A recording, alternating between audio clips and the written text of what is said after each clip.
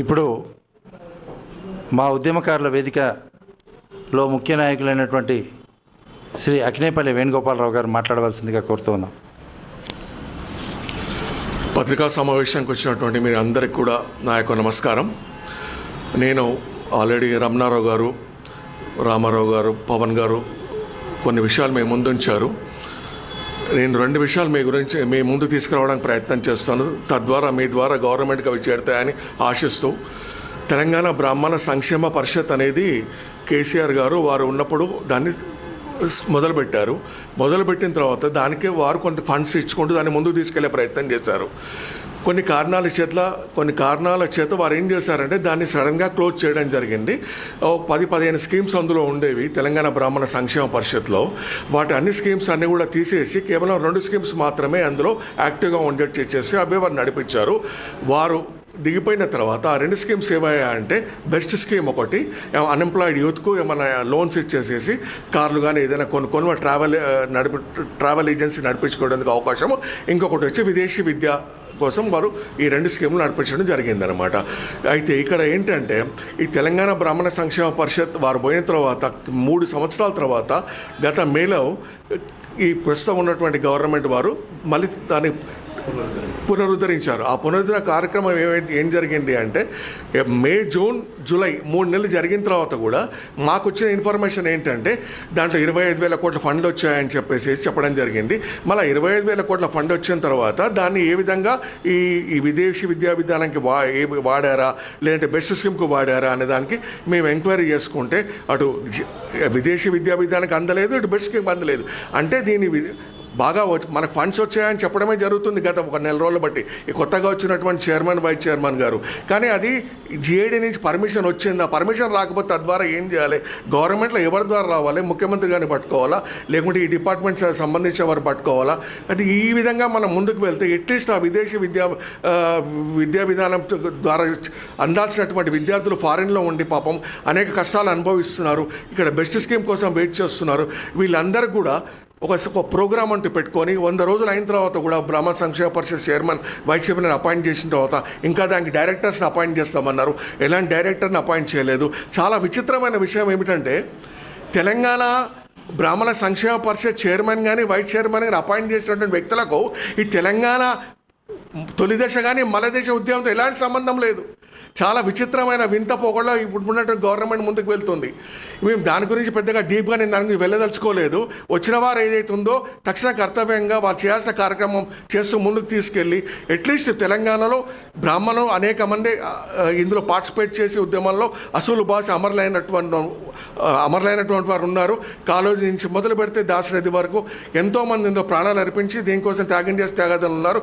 ఇప్పుడు కూడా చాలామంది 2000 మలిదశ ఉద్యమాలు 2001 నుంచి కూడా ఇప్పటి వరకు కూడా 14 వరకు కూడా కొట్లాడిన వాళ్ళు ఎంతోమంది. అటువంటి వారికి ఏదైనా మన ద్వారా ఈ టీబీఎస్పీ ద్వారా ఉపయోగపడుతుంది.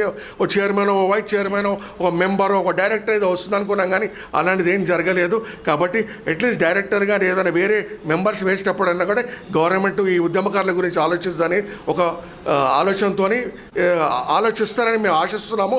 రెండో విషయం వచ్చేసేస్తే, స్వాతంత్ర సమరంలో కానివ్వండి, తెలంగాణ ఉద్యమ సమయంలో కానివ్వండి, బ్రాహ్మణ పాత్ర చాలా విశిష్టమైనటువంటిది.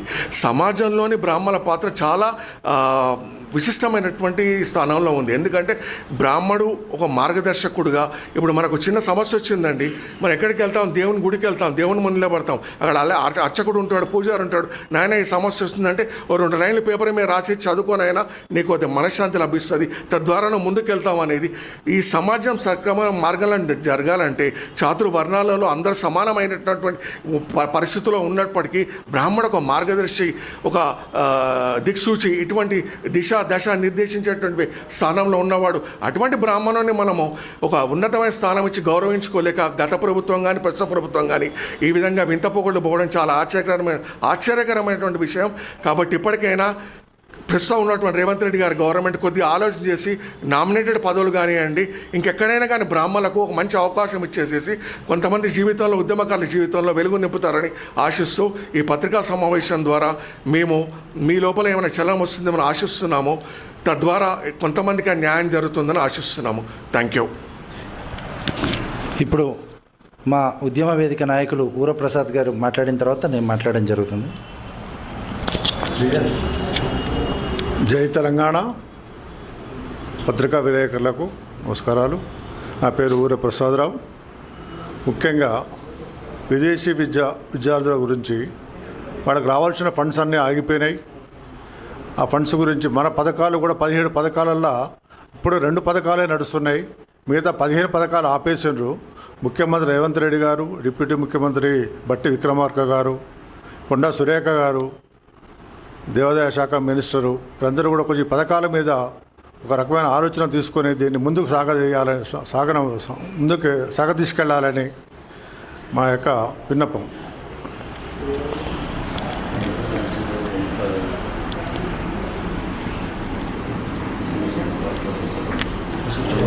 ఇప్పుడు ఒక 2 నిమిషాలు ఒక్క నిమిషం భయ్య, మా మధుని పిలవండి. మధు మా అసిస్టెంట్ మధు మీరైనా జరపచ్చు పక్కకు.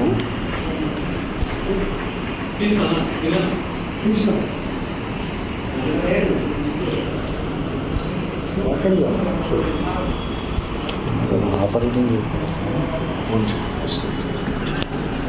అన్న ఇది ఒక్కసారి పాస్ ఇవ్వండి. జై బ్రాహ్మణ్. ఎంతోమంది ప్రాణాలు అర్పించి తెచ్చుకున్న తెలంగాణ ప్రస్తుతం కొంతమంది చేతుల్లోనే ఉన్నది. తెలంగాణలో ఎంతోమంది బ్రాహ్మణ కుటుంబాలు ఇప్పటికీ కూడా పూజలు పునస్కారాలు చేయలేక అటు ఉద్యోగాలు లేక ఇటు అర్చకత్వం లేక ఎంతోమంది బాధపడుతున్నారు. ఎంతోమంది ఉద్యమకారులుగా ఉన్నారు తెలంగాణలో. వారిని గుర్తించి వారికి ముఖ్యంగా తెలంగాణ ఉద్యమకారులకు, బ్రాహ్మణ ఉద్యమకారులకు ఉచిత హెల్త్ కార్డులు ఇవ్వాలని, మరియు పెన్షన్లు ఇవ్వాలని, వారి కుటుంబాలకు పెన్షన్లు ఇవ్వాలని, ఉచిత బస్ పాసు ఇవ్వాలని, ఇందిరమ్మ ఇళ్లలో వారికి తగిన ప్రాధాన్యత ఇచ్చి ఇవ్వాలని, మరియు పెన్షన్లు ఇతర స్కీములు ఉంటే ముఖ్యంగా బ్రాహ్మణులకు వర్తించేయాలని కోరుతున్నాం.